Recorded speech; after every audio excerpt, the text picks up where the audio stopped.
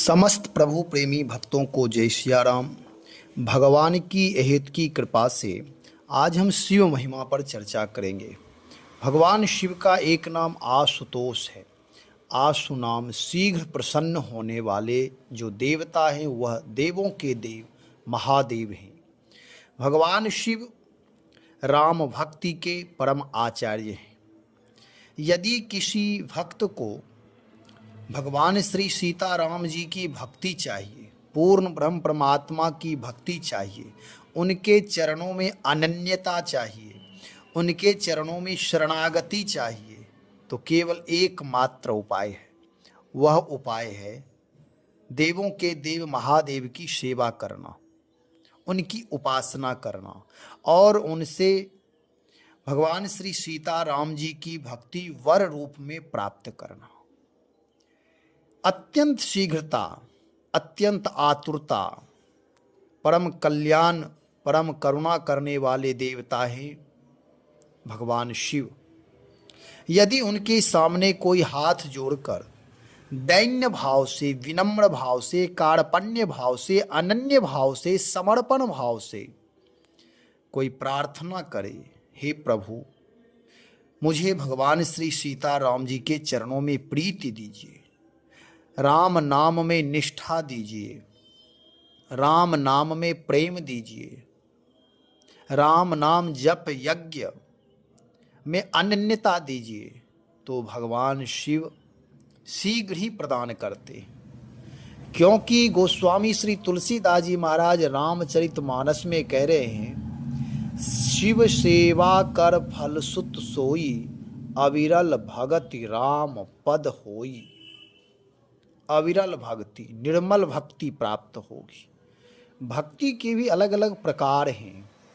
एक समल भक्ति होती है। जब मनुष्य को किसी वस्तु की आवश्यकता होती है तब वह मंदिर में जाकर के पूजा करता, प्रार्थना करता, अश्रुपात करता है, रोता है, दुखड़ा सुनाता है परमात्मा के सामने देवालय में जाकर। लेकिन एक होता है निर्मल भक्ति। निर्मल भक्ति का मतलब है प्रेम पूर्ण भक्ति, कि भगवान की इच्छा में अपनी इच्छा मिला देना, अपनी तरफ से मेरी कोई कामना ना हो। भगवान जो भी कर रहे हैं, भगवान मंगल स्वरूप है। वह उनके विधान में अमंगल है ही नहीं, अन्याय है ही नहीं। भगवान ईश्वर न्यायकारी है, परमात्मा न्यायकारी है और वह मंगल स्वरूप है। वह करुणा वरुणालय है। परमात्मा कभी क्रोध नहीं करता है, वह हमेशा दया स्वरूप है, आनंद स्वरूप है, अमृत स्वरूप है। उनके जीवन में विष नहीं है, क्रोध नहीं है, छल कपट नहीं है, द्वंद्व नहीं है, राग द्वेष नहीं है, कपट नहीं है। ऐसे परम प्रिय परमात्मा से यदि हम भावपूर्वक, प्रेम पूर्वक, अकिंचन भाव से यदि शरणागति होकर प्रभु से हम वार्ता करें, संवाद करें, अपनी बात कहें, उनसे भक्ति मांगे, तो यह निर्मल भक्ति है, पवित्र भक्ति है। और जो व्यक्ति भगवान की भक्ति तो करता है लेकिन कामना से युक्त करता है, मांग से युक्त करता है, वह समल भक्ति है। ठीक है, मांगना भी प्रभु से ही चाहिए, लेकिन यदि कोई कामना है, यदि कामना की पूर्ति नहीं हुई तो हमारी निष्ठा कम हो जाती है, और भक्ति में निष्ठा कम हो गई, अनन्यता कम हो गई, तो वह भक्ति समल भक्ति हो जाती है। इसलिए गोस्वामी जी करे, शिव सेवा कर फल सुत सोई, अविरल भगति राम पद होई। अविरल भक्ति, अबाध भक्ति, पवित्र भक्ति, विशुद्ध भक्ति, आनंद स्वरूप भक्ति, सुखमय भक्ति यदि करना है तो सुख स्वरूप परमपिता परमात्मा की भक्ति प्राप्त करनी है तो शिव सेवा करें, यानी भगवान शिव का जलाभिषेक करें, रुद्राभिषेक करें, दुग्धाभिषेक करें, बेलपत्र चढ़ाएं, राम नाम अंकित बेलपत्र चढ़ाएं, उनकी सेवा पूजा दर्शन करें और उनसे वरदान रूप में प्राप्त करें। यही अनन्यता है, ये शिव सेवा का फल है। और जब तक भगवान शिव जो हैं वह परम भागवत हैं, भक्ति रहस्य वह जानते हैं, नाम निष्ठ हैं, विषम से विषम परिस्थिति में भी वह सदा राम नाम का जप अहर निशी करते रहते हैं। जब उन्हें हलाहल विषपान करना हुआ तब भी वह राम नाम का उच्चारण करके हलाहल विष का पान कर गए, तो उनका नाम नीलकंठ पड़ गया। वह विष भी अमृत हो गया।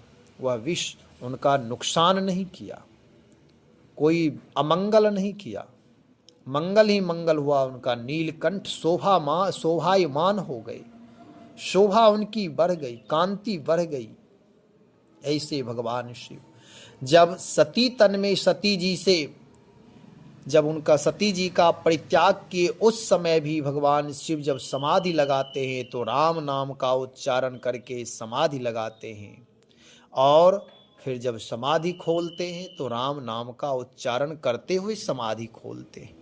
और जब विषम परिस्थिति होती है तो कहते होई हैं सो जो राम रुचि राखा। भगवान जो भी करेंगे मंगल ही करेंगे, ऐसी उदात्त भावना उनकी है। प्रभु कभी किसी का अमंगल नहीं करते।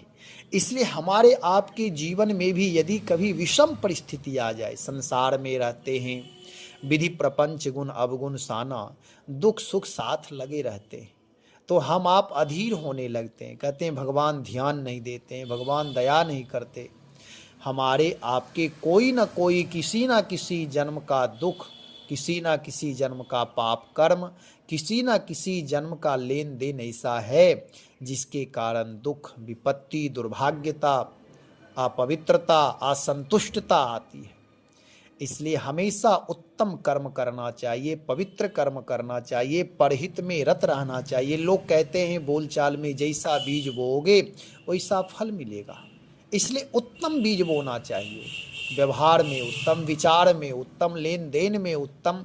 जैसे कोई पदार्थ हमें ठीक नहीं लगा तो हम आप कहते हैं दूसरे को दे दो, यह दोष है, यह पाप है। वही चीज दूसरों को दो, भले एक व्यक्ति को दें, लेकिन जो मुझे परम प्रिय है, जो परम पवित्र है, जो उत्तम से उत्तम है, वह दूसरों को दे। नहीं तो ऐसा करते हैं जो चीज मुझे प्रिय नहीं है वह दूसरों को देते। मुझे यदि कोई गाली दे तो कष्ट होता, लेकिन हम दूसरों को गाली देते।